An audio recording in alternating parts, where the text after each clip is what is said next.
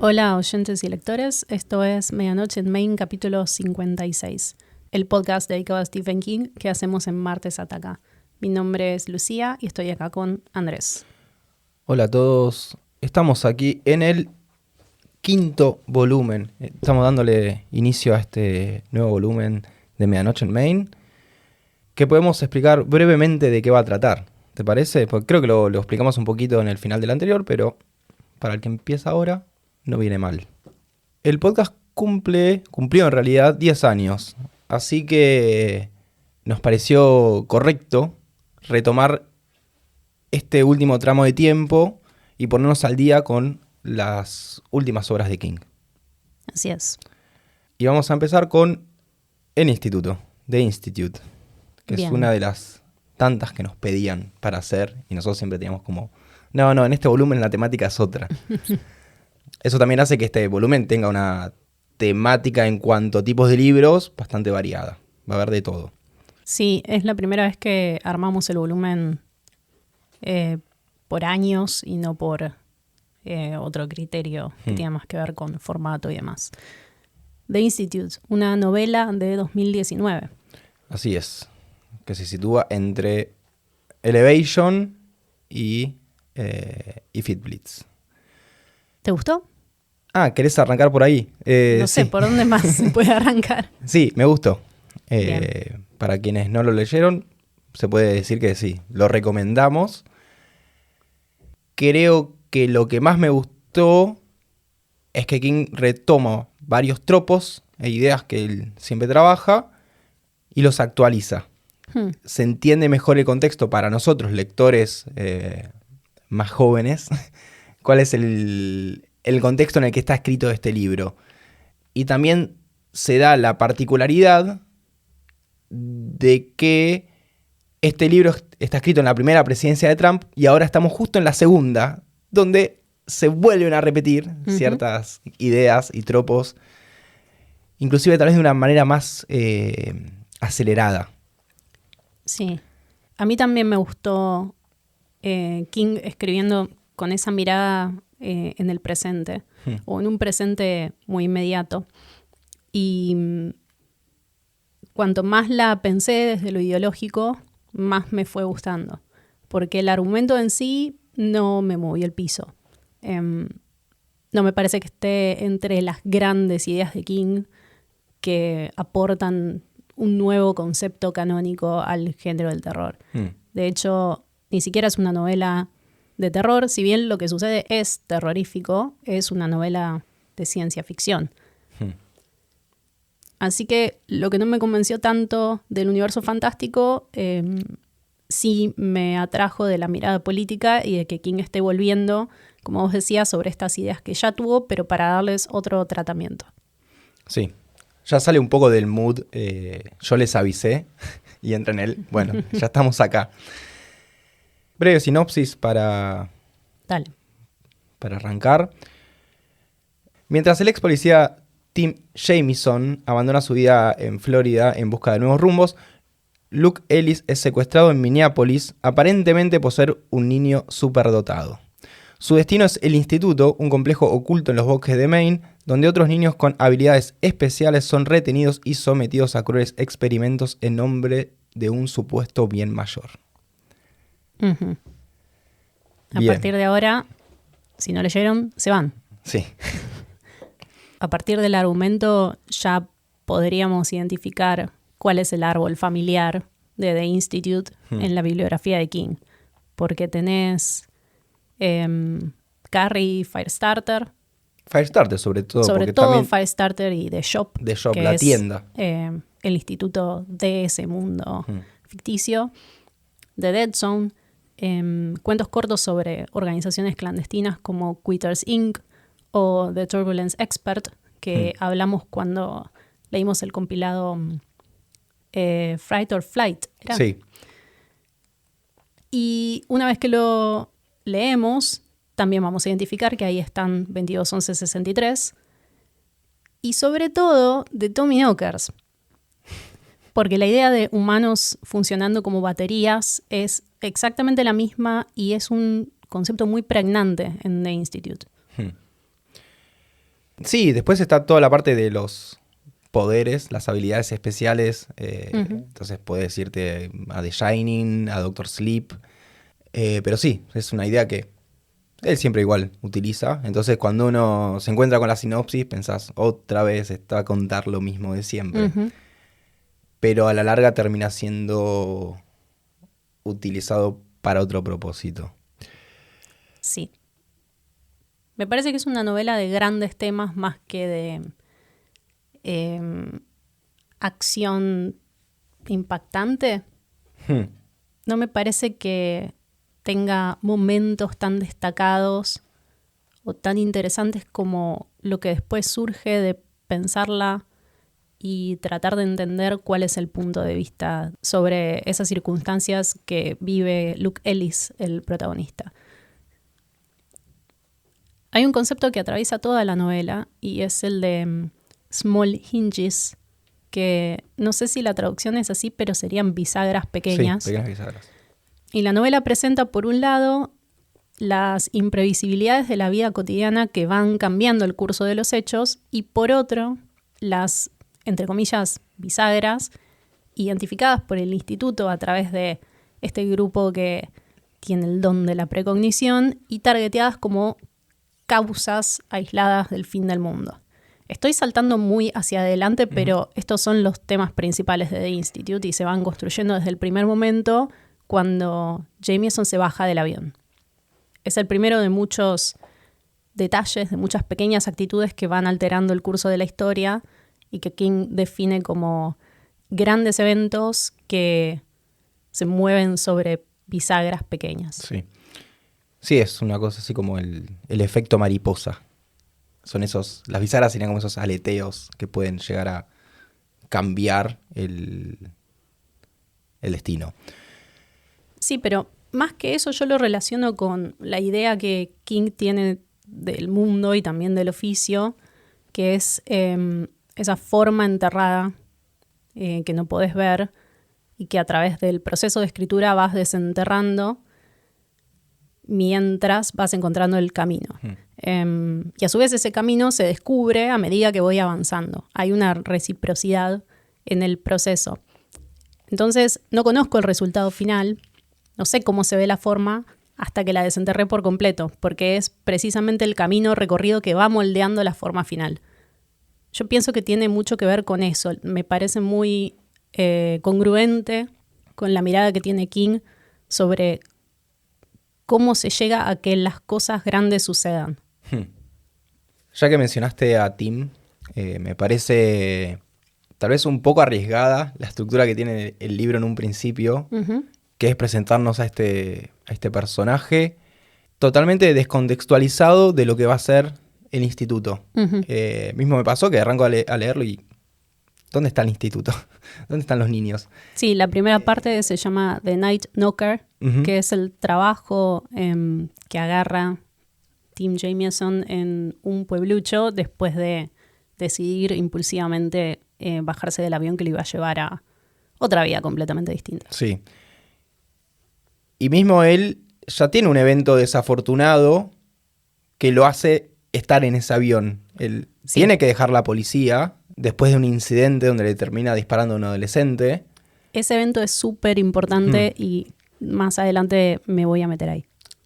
Y eso lo lleva a estar en este avión que está, ¿cómo se dice? No es sobrevendido. Y bueno, le ofrecen a alguno de los pasajeros, les pagamos para bajarse. Y él decide, bueno, es mi momento, lo voy a hacer ahora. Y en vez de irme directo a Nueva York a buscar este nuevo trabajo de seguridad, voy a ver qué pasa. Se sube a un auto en la ruta y empieza un recorrido que lo deposita en un pueblo, donde va a pedir ese mismo trabajo que en Nueva York, pero en un lugar mucho más chico. En realidad es un trabajo parecido, pero no exactamente igual, porque es un trabajo muy de pueblo chico analógico. Sí, es muy analógico. Él hace un recorrido nocturno por diferentes puntos y va marcando dónde estuvo y también tiene un reloj donde va girando no sé qué pingo, pero es básicamente como un sereno, sí, más que un empleado de seguridad. Y a él le termina pasando algo que también le pasa a Luke, que es que pasa de un rol activo en la sociedad e importante, porque era policía, a este sereno en un lugar casi despoblado, donde su vida se vuelve muy rutinaria. Ujú. Si lo comparas con la vida de un policía, donde cada día puede ser una cosa muy distinta, es un volver a empezar desde un lugar muy distinto.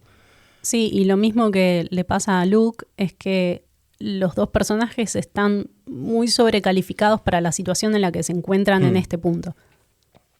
Sí. Y la historia de Luke arranca cuando él, siendo este niño super genio, No sé si se nota tanto en la novela que es tan genio. bueno, tiene aptitudes por sobre la media. Sí. Que él tiene 12 años y ya está para ir a la universidad. Me parece que un poco genio es. Sí, pero a mí me pareció leyéndolo que es más una cosa que King te cuenta, pero que no ves tanto ejecutarse en la trama. Está bueno cómo King lo arma a Luke, porque no es el típico niño genio neurodivergente, medio Rain Man, sino que le está viviendo una vida de niño normal, hace deporte, tiene amigos, nada, no está Tiene como... un amigo. Bueno. Porque para ninguno de estos nenes es demasiado fácil la vida fuera del instituto. Y nada, dentro de todo su vida es normal, más allá de este don que tiene. Y cuando vemos que está decidiendo si ir a la universidad, bien qué hacer, los padres tienen como una discusión, vemos que tiene un podercito moviendo una caja de pizza, hasta que llega la gente del instituto y lo secuestra. A partir de ahí, su vida empieza a ser tan rutinaria como la de Tim, pero un poco más dura. Porque todos los días experimentos y no poder salir de ese lugar. Son siempre las mismas habitaciones y los mismos chicos. Sí, me pasó algo leyendo este libro y es que estuve cambiando de dispositivo porque lo tenía en Kindle, pero lo saqué de la biblioteca para leerlo en papel y pasando de uno a otro estaba más o menos en el primer tercio del libro cuando Luke está muy sumergido en esta rutina de estudios médicos. Entran unos nenes, se van otros nenes, y todos los días son lo mismo y todos la están pasando como el culo. Y seguí leyendo en el libro, retomando desde donde pensé que había dejado. Y había como algunas cosas que no me cerraban del todo. Decía como, ¿quién es este nene? Pero a la vez había tantos nenes y todo era tan repetitivo que le di para adelante. Y después me di cuenta de que me había comido como 20 páginas. Porque te genera esta sensación de Día de la Marmota. Sí. Y de encierro también. Me parece que eso está súper bien narrado y se vuelve denso para el lector, pero no desde lo aburrido, sino desde lo frustrante. Sí, de a dónde está yendo todos estos días en este lugar. ¿Cuál es el fin de estos experimentos? Sí, y esa sensación de privación de la libertad también es muy agresiva. Sí, también algo que pasa es que ellos no entienden bien por qué están ahí y no saben qué está pasando en el mundo real. Una cosa que le sucede a Luke es que cuando se lo llevan a los padres los matan y él no sabe que los mataron. Se termina enterando porque es muy genio y logra usar la computadora y conectarse a internet. Esa es la idea de ser genio que tiene un señor mayor viviendo en Maine. Volviendo a lo que estaba diciendo antes sobre la forma final, cómo se va construyendo durante el mismísimo camino que te lleva a descubrirla, esta novela plantea la situación que describís, que es de una rutina muy hermética, pero introduce una combinación que fue impredecible para los que manejan el instituto, que es este niño muy inteligente más otro niño muy poderoso, que es el personaje de Avery Dixon. Esa es la combinación que va a permitir el cambio o la ruptura del orden de poder. Y también influye que los dos personajes más poderosos están rodeados de otros niños con cualidades que los van guiando en su camino.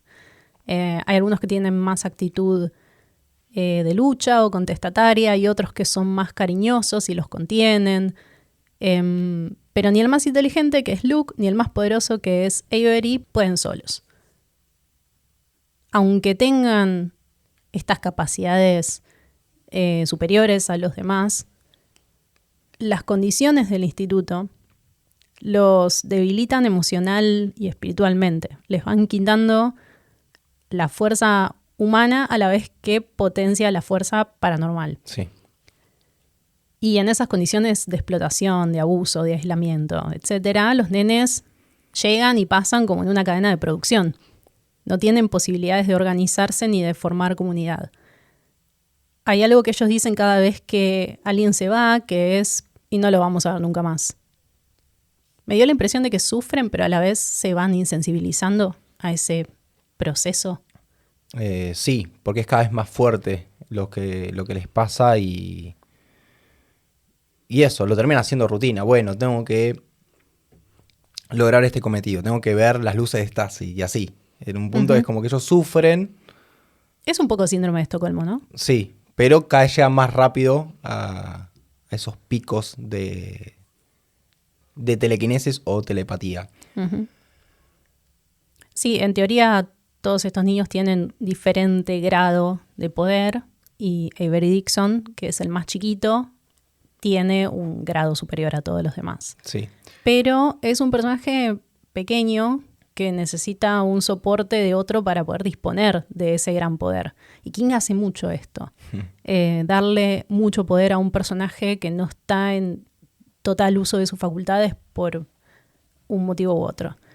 Y como decía antes, que los nenes afuera del instituto, por estas capacidades especiales, tampoco es que tenían vidas demasiado comunes y les costaba socializar y demás. Avery es un nenito muy solitario al que le acaban de sacar su último lugar seguro, que es la familia. Sí.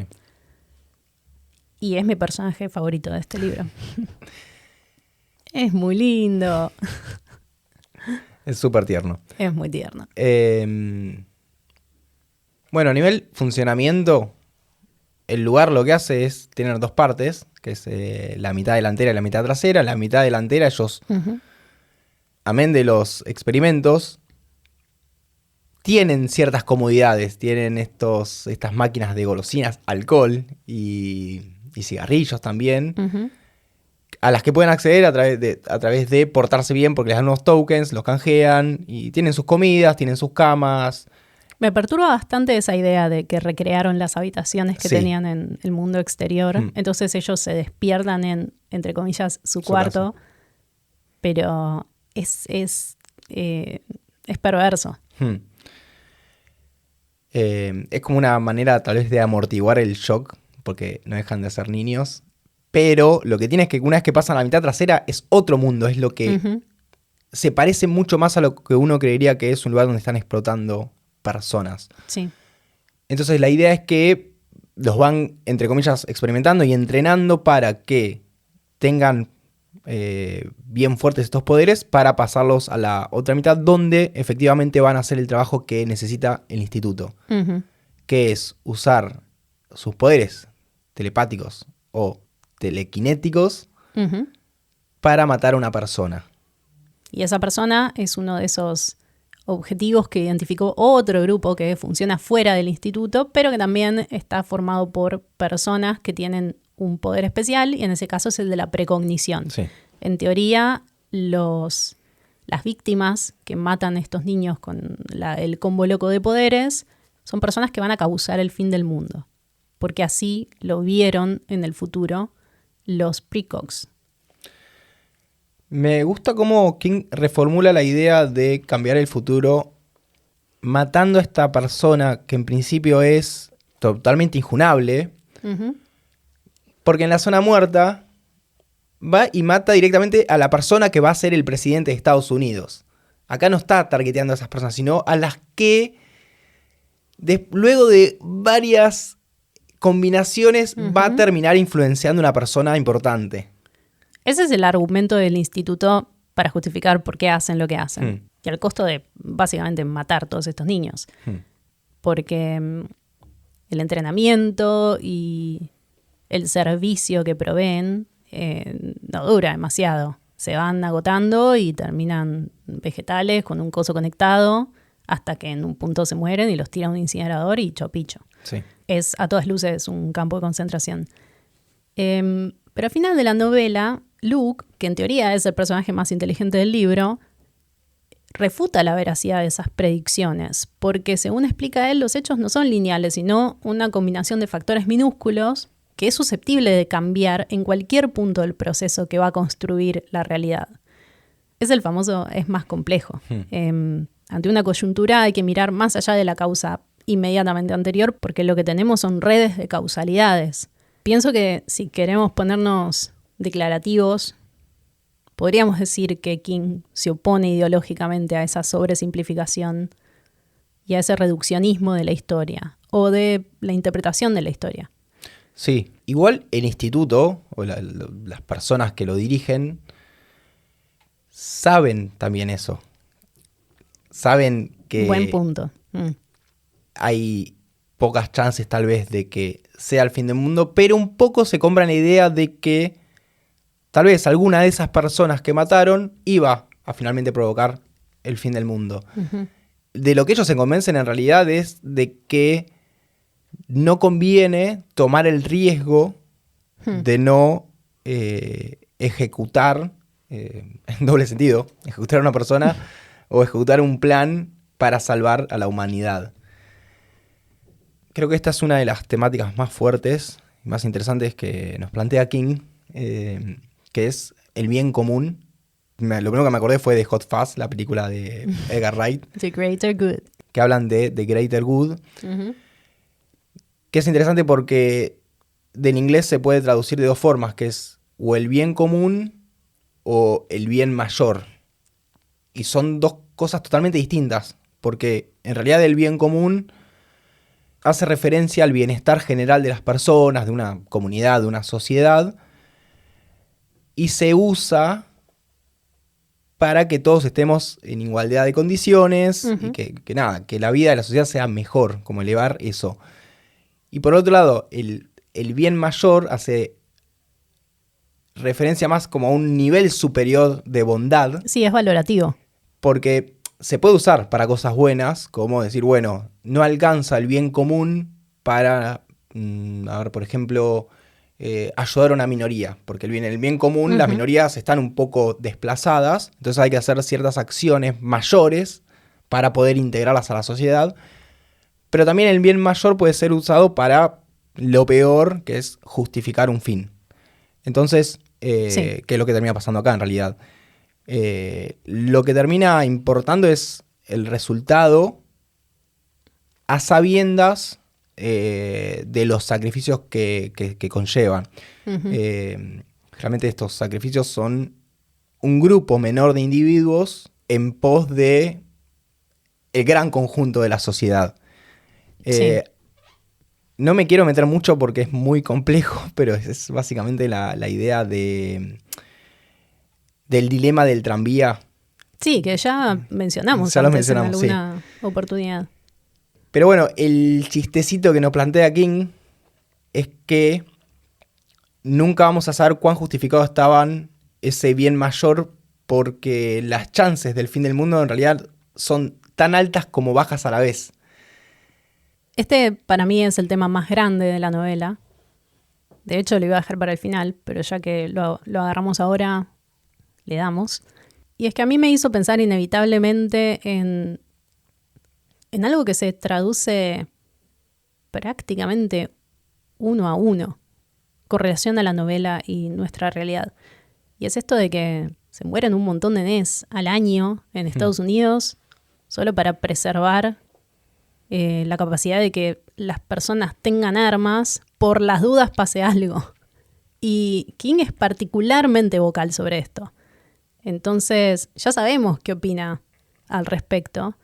Y en la novela el adulto protagonista habla bastante por el autor, porque lo que contabas al principio, que es el incidente que él tiene en la policía y lo que lo lleva a esta sucesión de decisiones es que dispara innecesariamente y provoca un accidente real. Porque la causa es que vio un arma falsa en la mano de alguien y asumió que estaba viendo un mass shooter. O sea, la idea de un peligro, pero no un peligro per se. Y el punto de esa historia es que el adolescente tenía un arma de plástico. Nunca hubo un peligro. Y por lo tanto, no iba a haber ninguna masacre. Entonces, el personaje causa un daño real para evitar un daño hipotético, que es lo mismo que está haciendo el instituto. Bueno, una de las justificaciones para la libre portación de armas en Estados Unidos es esa. Y vale la pena, dicho por ellos, que se mueran un par de personas, sí va a ser más segura la sociedad y no van a morir muchas más personas porque nadie tiene armas. Por eso me parece que The Institute pudo haber sido escrito en el 2018 como hoy. Son contextos muy similares. Creo que no lo dije, pero bueno, el disparador de King son estos campos donde tenían encerradas personas, inmigrantes. En la frontera. En la frontera, y en muchas de esas jaulas había niños jugando, no entendiendo qué estaba pasando con sus vidas. Ahora no sé si siguen con esos métodos, sí sé que los están cazando en las calles, básicamente. Sí, para mí The Institute es valiosa como parte de la obra completa de King porque piensa y se posiciona en estos espacios y en estas coyunturas que se están planteando como la verdad, pero tienen detrás una lógica cuestionable que con 2 o 3 preguntas se desmorona ahí mismo. Y no obstante son lógicas que están rigiendo la libertad de las personas y la calidad de vida de las personas. En muchos casos hasta la vida y la muerte. Y me gusta la evolución que hace desde las novelas que mencionábamos antes, que a veces son planteos mucho más en primera persona, que tienen que ver quizás con una situación más específica y cómo lo está llevando a este enfoque más sistémico. Me hizo pensar en Brandon Cronenberg, que es el hijo de David Cronenberg, que hereda las temáticas del padre, pero las lleva a escenarios institucionales, porque trabaja sobre el horror del cuerpo con ese enfoque más sistémico. Y de ahí se disparan muchas conclusiones y también un retrato de época. Sí. Y lo peor es que todo esto está en manos de unas personas miserables que están a cargo de unos sistemas de control atados con alambre. Sí, me gusta cómo también traes esta idea de que la realidad es más lumpen de lo que creemos. Porque efectivamente es así. Sí, también lo trae en una era de conspiranoia y de grandes sistemas secretos que hay que decodificar desde tu casa, googleando y leyendo Reddit. Lo que tiene el instituto es que es un lugar, al menos el que está situado en Estados Unidos, porque al final nos enteramos que en realidad está en todo el mundo, que está muy dejado. Porque por un lado hay un planteo de que eso es súper importante, de que es necesario. O sea, salvan el mundo. Salvan el mundo. Pero por otro, no tienen los mejores recursos, no tienen las mejores instalaciones. Es un tanto contradictorio. Está quedado en el tiempo. Pero a la vez, las instituciones funcionan así. Sí, y hay algo más, además de eso que decís, que es que lo manejan con negligencia. Los empleados no limpian cuando les piden, entonces por ahí no se ven las cámaras de seguridad, o nadie lo mantiene tanto. De repente tenés un empleado muy infeliz que no es leal al secretismo de la empresa, o por el contrario, tenés uno con la camiseta tan puesta que se va de mambo con la violencia. Y King siempre pone en el medio la miseria humana que impide los sistemas perfectos. Sí. Tiene que ver con una cualidad muy patética de las personas. Sí, porque después de todo somos personas y esas bisaras también están ahí, dentro del instituto. Cada uno de los que componen, cualquiera puede fallar. O mismo, me gusta mucho el personaje de Maureen, que es esta mujer la que se encarga de limpieza y de también un poco, medio como de psicóloga de los niños, porque les va hablando y con el tiempo igual se va abriendo y los va ayudando. Porque tiene una vida muy miserable donde su mayor problema es financiero. Sí. Y también creo que habla un poco de Estados Unidos, de la gente acumulando deudas y viviendo mal por eso, y lo fácil que es que tu vida se vuelva miserable porque no podés llegar a metas simples por no solo no tener plata, sino deber mucha plata. Sí, y a lo que tenés que recurrir para saldar esas deudas. Creo que ahí King se despacha y critica para todos lados. Sí, pero además de plantearlo de esta manera, de plantear el instituto como este sistema lleno de agujeros, pero con ínfulas de ser la operación más importante de la humanidad, King no le quita relevancia a las consecuencias, porque estos niños sufren y mueren de todos modos. Pero sí nos habla de cómo están constituidos esos sistemas de control y cómo esa miseria humana de jugar a ser Dios tira de la soguita hasta que no da para más. Acá también podemos pensar en The Stand. ¿En qué sentido? Y en que el virus se escapa claro. del laboratorio por una... Sí, por una sola persona. Ni siquiera te diría un error humano, por un humano. Claro, por una sola persona que no siguió un protocolo. Y que desesperó, que se vio en una situación que no manejó emocionalmente como supuestamente debería haber manejado. Y se fue toda la mierda. Y es en realidad como lo inverso. Tenés la posibilidad de ser la persona que hace algo por el bien mayor y no lo hace. Claro. Y bueno, pero ahí está el punto de King. En esa fragilidad del humano cuando tiene este tipo de poder al alcance de la mano. Y en contraposición con esto, hay algo que compensa todo ese horror en el universo que construye King, y son las pequeñas gentilezas del hombre o la mujer común. Y cómo pueden también hacer una diferencia enorme. Por ejemplo, cuando Luke está escapando en tren, porque más o menos a la mitad del libro, y con la ayuda de Maureen y de Avery, Luke se escapa. Tiene un viaje muy largo en tren y un tipo lo descubre más o menos en la mitad del trayecto y en vez de botonearlo le tira una bolsita con comida. Hay un montón de personajes entongados con el instituto, pero también están esos otros que no tienen el cerebro lavado y que por más que sean muchos menos o estén menos organizados, siguen haciendo una diferencia crucial en la vida de los que se cruzan.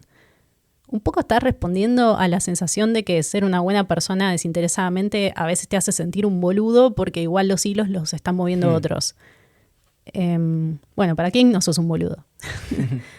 Y ante la duda es mejor no ser un hijo de la yuta, me parece a mí.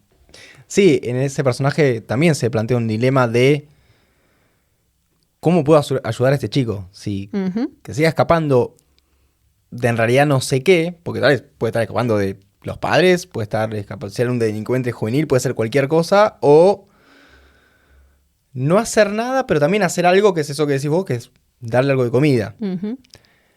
Y no decirle al resto que ahí estaba el chico que todos estaban buscando. Sí, y la decisión que toma ese personaje, que es nada, completamente, casi te diría anónimo en la historia. Se dice el primer nombre, pero no es un personaje principal, es un personaje muy, muy pequeño y aún así la decisión que toma está motivada por lo que a él le pasó en la vida. Siempre hay una emocionalidad que interfiere con lo que deciden o no hacer y por eso la historia es tan impredecible.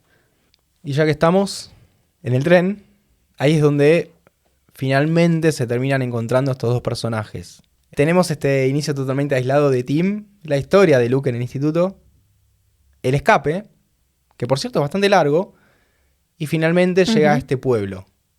Y resulta que este pueblo también tiene sus personas compradas que tal vez no saben qué hace el instituto, pero le tiran unos mangos para reportar lo que tengan que reportar en un caso, por ejemplo, este.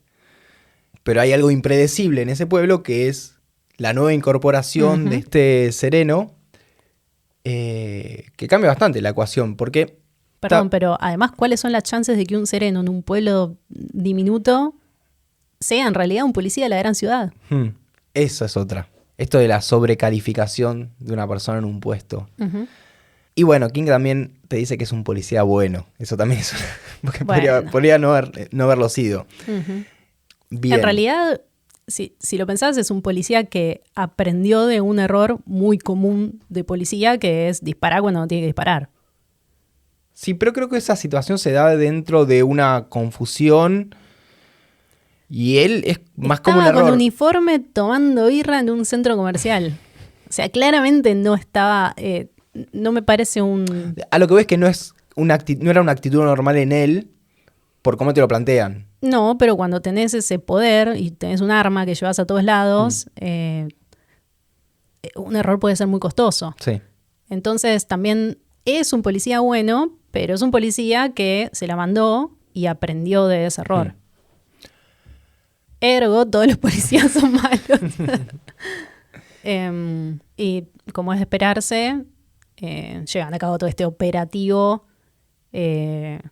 para ir a buscar a los nenes que quedaron varados ahí en la parte de atrás del instituto, usando a Luke como un tipo de carnada que van a entregar. Todo esto acompañados de la directora del instituto, que es una mina espantosa. No hablamos de ella. Ujú. De Sixby. Señora Sí. Sixby. Es como una directora de escuela monstruosa. Tipo la señora Tronchatoro, pero corpo.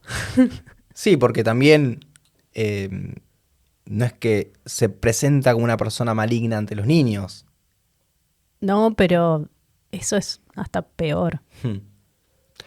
No hace falta aclarar que a los nenes los cagan a palos, los torturan, les hacen cosas tremendas. Picanean. Sí, es un libro con muchísima violencia contra las niñeces. Y también hay un componente muy importante, y es que esas redes de causalidad que van a terminar dando un resultado se generan a través de lo comunitario. Entonces el plan no es solamente rescatar 2 o 3 nenes que a Luke le caen bien, sino destruir todo el sistema en el que van a caer más nenes. Y en esta destrucción del instituto, que es toda una cosa que se da entre los niños de este instituto y de los que están en otros países porque se pueden comunicar, puesto que tienen poderes mentales, lo perdemos a Avery Dixon. Así es. ¡Es terrible! ¡Terrible! Está bueno cómo se pasa de esos niños ser un sacrificio a ser mártires. Porque finalmente ellos terminan muriendo por el bien común. Uh-huh.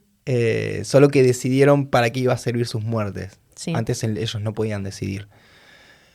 Es tremendo que el último pensamiento que tiene Avery antes de morir, porque lo que hacen es destruir el instituto desde adentro, casi que lo implosionan, es que le gustó tener amigos. Era algo que nunca había tenido y solo en el instituto, en estas condiciones espantosas de vida, fue donde encontró esa conexión con otros. Y me rompió el corazón. Lo digo y me pone mal. Y es un poco así. A veces en las malas es donde terminas conociendo a las mejores personas. Qué terrible. Y además durante toda la historia hay un montón de estos gestos de amor para el más chiquito, que casualmente es el que tiene el poder más polenta, y lo dejan dormir en las piezas de los otros, y lo abrazan todo el tiempo, lo cuidan como si fuera un hermanito pequeño. Y eso... generalmente yo me quejo cuando King le saca el culo a la jeringa a último momento, y este es uno de los casos en que se justifica completamente que el destino de Avery Dixon sea ese. Sí, mismo ellos quieren en este intercambio rescatar a todos los niños, y no es posible. Uh-huh. ¿Querés pasar al final de la novela? Sí. Se podría decir que tiene 2 finales. Por un lado es... No, tiene un final y una coda. Como una... Sí, pero yo lo tomo más como un final. Bueno. Porque es donde se termina estableciendo el destino de todos los personajes. Uh-huh. Pero sí, terminan habiendo una suerte de batalla en el instituto. que es demolido, vuela por los aires, se eleva en realidad por los aires. Y cae arriba del otro cacho y explota todo. Y en todo esto, previamente se empieza a mencionar la persona que está por sobre ellos. El jefe de los jefes. Que probablemente no sea el jefe. Ni siquiera. Que es, no sé cómo es en inglés, pero es el hombre ceseante. Sí, es The Lisping Man.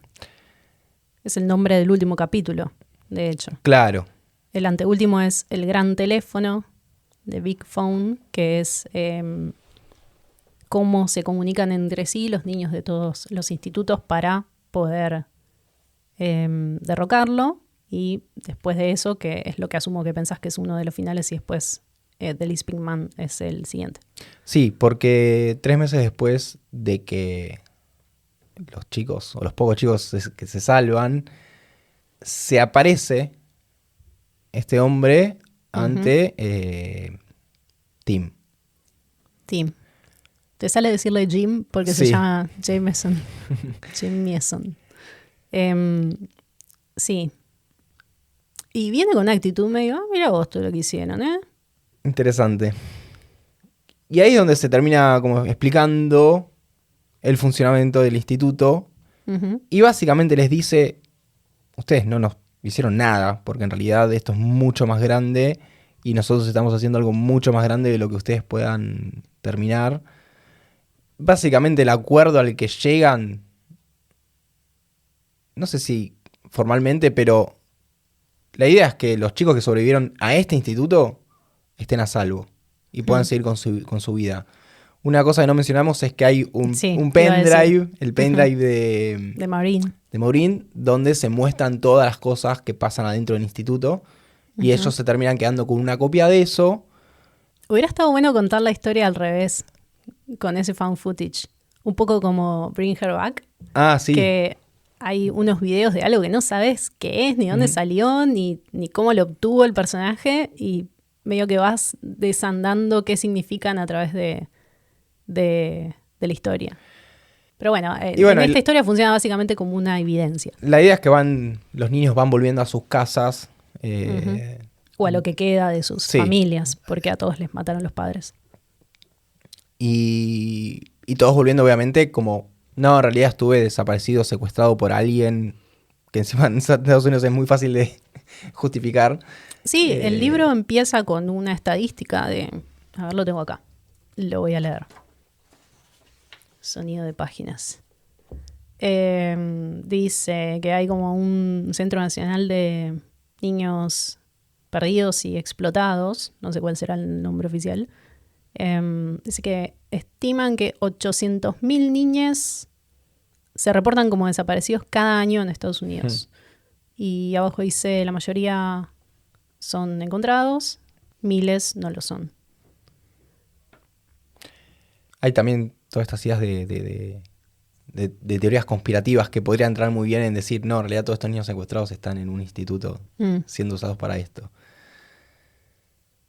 Bueno, hay un personaje que se llama Orphan Annie, que es una mujer que vive en la calle del pueblo donde está Tim Jameson, y es el personaje que encarna al consumidor de estas teorías conspirativas que de 100 a una le pegan, aunque sea parcialmente. Y es por cantidad también. Si vos crees en todo, y alguna va a ser. ¿Te quedó alguna cosa pendiente en cuanto a la novela? Sí, un detalle, pero el estilo narrativo me parece demasiado escueto y prolijo en esta novela. Esto es un comentario de la Gata Flora, porque después cuando se va por las ramas me quejo, pero prefiero que explore y divague un poquito y que haya alguna propuesta más jugosita entre forma y contenido. Y me parece que en esta novela solo lo encontré en el capítulo que los niños del back half se comunican con los demás y empieza a circular la información a través del espacio y hacia Luke. Y nada, me pareció el momento más creativo del libro, porque el resto lo sentí muy influenciado por el formato. Parece un guión. No desde la forma, obvio que está narrado literariamente. Pero hay algo como en el pragmatismo de la narrativa que me parece muy, muy expeditiva, muy compacta. Entiendo a lo que vas. Hay una serie de publicaciones de King en las que se nota bastante que tienen destino de audiovisual. Porque entra dentro de las que se publica y ya están firmados los derechos de adaptación. Puede ser. Me parece que estas obras King las encara con las dos miradas en simultáneo. Sí, o tal vez que su mirada narrativa cambió precisamente porque es consumidor de esos formatos seriados y ahora tiene otra manera de narrar que es menos ecléctica y deforme. Porque a la vez pienso que hay un montón de libros deformes que escribió cuando ya habían adaptado muchos de sus libros al cine, y eso no impidió que siguiera explorando desde lo literario. Entonces no sé si será ese el motivo. Me parece que es el estilo que está manejando ahora. Claro. Porque cuando leímos The Outsider, que es más o menos de esta época, creo que es anterior. Sí, es anterior. También lo habíamos notado. Y a mí me encanta The Outsider. Pero en igual relación no a lo digo como algo malo. No, es un tema de gusto personal. Yo creo que en realidad su lenguaje mutó un poco a esto. Sí. A este tipo de formatos más cerraditos. Sí. A su vez, el planteo de los dos personajes principales no es tan audiovisual. No sé, es un poco un cold opening. ¿Querés que pasemos a hablar de la serie? Sí, ya que estamos ahí parados. Sí, salió una serie este año. La vimos. No estoy impresionada. Pero bueno, pasa que en el primer capítulo ellos no te pueden contar en un piloto solamente la historia de Tim. Para mí podrían si después lo cierran con Luke. Claro, como una cosa de... Pero bueno, como te no dejo soy la guionista, puntita para el final. No opino. Es difícil, creo que es difícil. Creo que el primer capítulo es el más flojo de todos. Porque sí, está bastante remachada esta narrativa en paralelo de estos dos personajes que no entendé bien quiénes son. No creo que esté estructurado de la mejor manera tampoco. Es una poronga. Además, perdón, pero si leíste la novela, es tan excesivamente literal que es aburrido. Esto después repunta un poco. Sí, porque hay una decisión muy importante, que la entiendo, que es la de achicar geográficamente el mundo del instituto.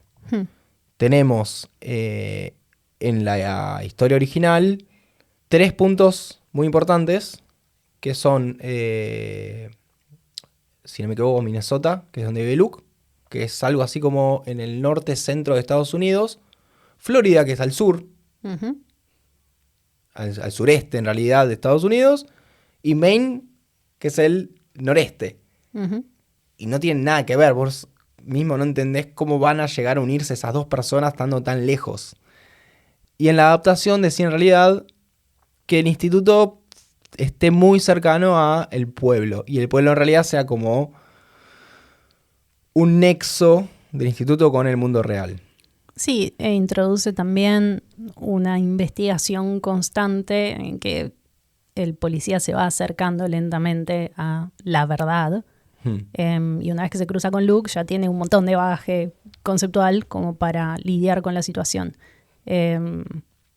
Eso le da dinamismo y me parece que está bien. O sea, la economía de espacios y de personajes para mí funciona, pero no me gusta mucho cómo está filmada. Me parece que se ve bastante baratita. Se ve rara, sí. No sé si barata, pero se ve... medio hay una decisión estética berretín. medio rara. Ya el afiche es medio... Y los nenes están casteados más grandes. Bueno, que al principio eso dije, te lo entiendo. Que embole. Porque pero después dije, bueno, qué sé yo, qué diferencia hace. Pasa mucho en las adaptaciones de King, en las que, bueno, los productores les parece mucho lo que pasa con los niños. Entonces, bueno, le suben un par de años. Lo que termina pasando es que en la novela hay una idea de pérdida de la inocencia o que estos niños son muy inocentes para lo que están haciendo. Y en la serie son más cínicos ya. Son un poco más grandes, ya son más rebeldones, más que entienden el mundo en el que viven. Sí. Pero por suerte mantienen un niño que es Avery. Sí. Que es lo que compensa todo y justifica. Y se nota el contraste también. Y se nota el contraste. Cambia un poco eso, como es mucho más thriller tal vez la serie. Y menos coming of age, ¿no? Sí, no, es verdad, no es tan coming of age, es verdad. La chica que hace de Kalilla es exactamente igual a como me la había imaginado. El resto no, pero Kalilla es igual. Y es un personaje muy lindo en la novela. Maureen también se parece mucho a lo que yo me imaginaba. Sí, también. Maureen, que es un personaje que es totalmente despojado de personalidad y razones concretas para hacer lo que hace, porque no se explora en ningún momento. En realidad, más o menos, creo que... Su vida en el exterior, hablan del poco... hijo, pero no está toda la trama de te voy a ayudar a solucionar tus problemas económicos. En la novela eso es importante porque si bien podés pensar que es estratégico de parte de Luke, es una gentileza. Es una de esas actitudes de personas tratando a los demás como seres humanos que después tiene también un efecto en la realidad. Y acá, o sea, está todo más orientado a que son todos exmilitares y bueno, le empieza a picar la culpita. Sí, en la historia original, Maureen también es una enferma terminal. No tiene nada para perder ya. O sea, un poco sí. No tiene nada para perder, pero... Tiene algo para solucionar antes de morirse, que es con lo que le ayuda a Luke, y la manera de retribuirlo es facilitarle algunas instrucciones para que pueda salir y darle un cuchillito para que se corte el lóbulo, donde tiene el cosito ese como los que tienen las ovejas. Y nada, con su suicidio, que está en las dos. Es muy parecido. En las dos versiones. En la novela es como que ella resignifica su vida. Bueno, que mi vida valga para algo. Con todas las cagadas que me mandé, que al menos sirva para algo. Y la serie tiene un final medio abierto con el que estoy 150% en contra. Ay, sabía. Me gusta igual que el final abierto es con guiño. Porque... es como, quizás hacemos otra, pero si no nos dan plata, no. E igual medio que la terminamos. Pero para eso terminala bien. Y después hacer una precuela o alguna mierda que se te ocurra, si igual lo vas a hacer. Pero igual está bien cerrada para mí, porque... No, para mí no. Yo no sé si va a haber una segunda temporada. Me parece que sí, que ya está confirmada, pero... no sé. Por cómo está cerrada... puede quedar ahí. Vamos a porque googlear. Una de las cosas que mencionamos es que ellos no pueden derribar el instituto, a la gran institución. Y al final es un poco eso. Sixby yéndose con el pendrive y llevándose la verdad, de alguna forma. Entonces puede pasar cualquier cosa a partir de eso. No necesariamente se necesita una segunda temporada donde te cuentan qué pasa con eso, pero lo pueden hacer. Hay una noticia de agosto de este mismo año. Sí, que creo que es cuando terminó. Que es que ya está renovada para una temporada 2. Que no va a tener ningún tipo de andamiaje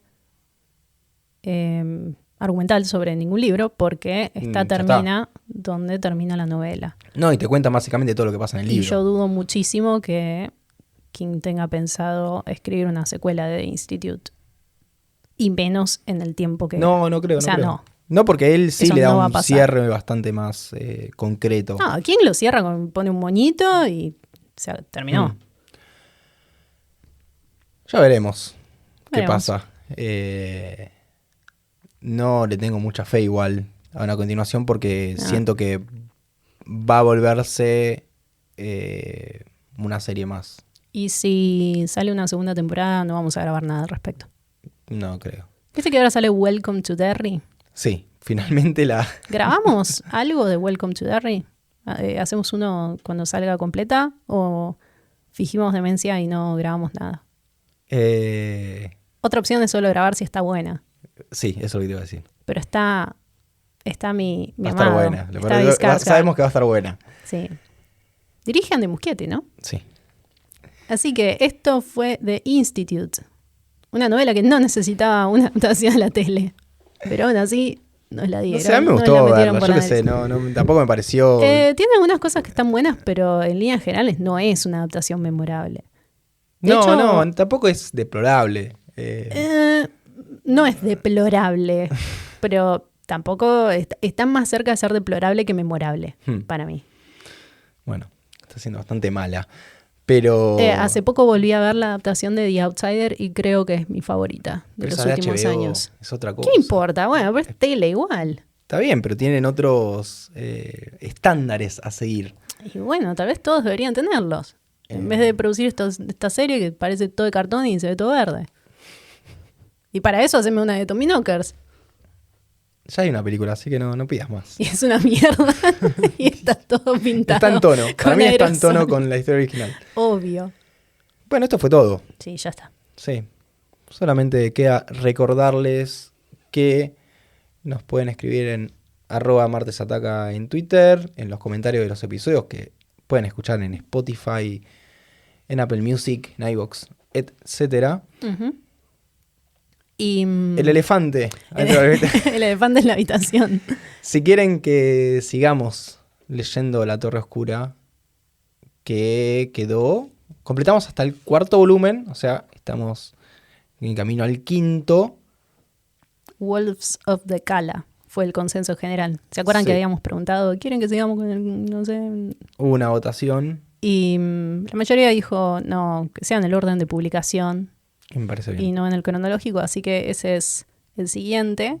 Pero el objetivo está al 78% y hasta que no llegue al 100%, nadie va a tocar un tomo de La Torre Oscura mientras yo esté a cargo de este podcast.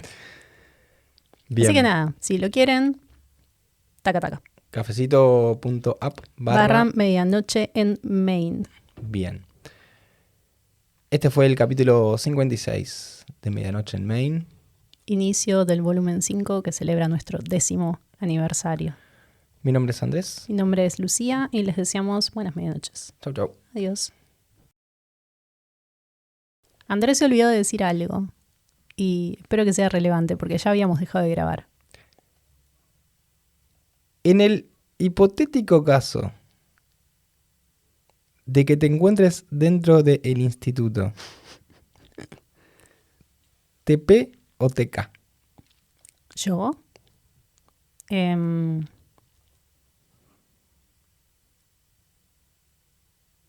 TP. ¿Vos? TK.